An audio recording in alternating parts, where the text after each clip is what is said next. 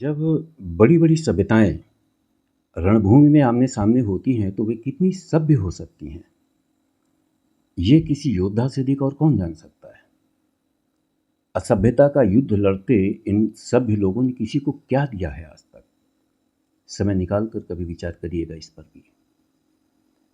Trump के tariff युद्ध को तो एशिया और यूरोप ने किसी तरह झेल लिया, पर पहलगाम नरसंहार के बाद भारत और पाकिस्तान के साथ उनकी दुष्टतापूर्ण भूमिकाओं ने उन्हें एक झूठे, अस्थिरचित्त और धूर्त राजनीतिक के रूप में स्थापित कर दिया। और अब तो इजरायल और ईरान में आग लगाकर डोनाल्ड ट्रंप इस सदी के सबसे बड़े खलनायक बन गए हैं।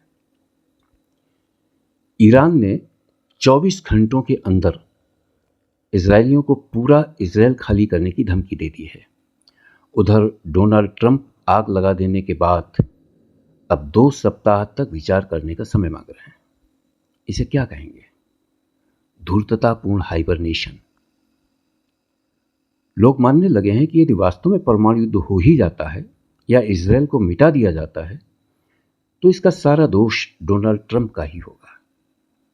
वैसे यदि ऐसा होता है तो भारत में इससे सर्वाधिक प्रसन्नता उन नेताओं को होगी जो एक राष्ट्र के समाप्त होने की बनावटी आशंकाओं से अभी तक दुखी हो रहे थे। इस युद्ध में ईरान की विजय का अर्थ है मुस्लिम राष्ट्रों पर ईरान के नायकत्व की स्थापना, और ये निश्चित रूप से शेष विश्व के लिए घातक ही सिद्ध होने वाला है। अब टीवी समाचारों के प्रस्तुतिकरण पर आते हैं। यौन दुष्कर्म, हत्या और युद्ध में हुए विनाश के समाचार पढ़ते समय भी अब कोई समाचार वाचक गंभीर या दुखी नहीं होता।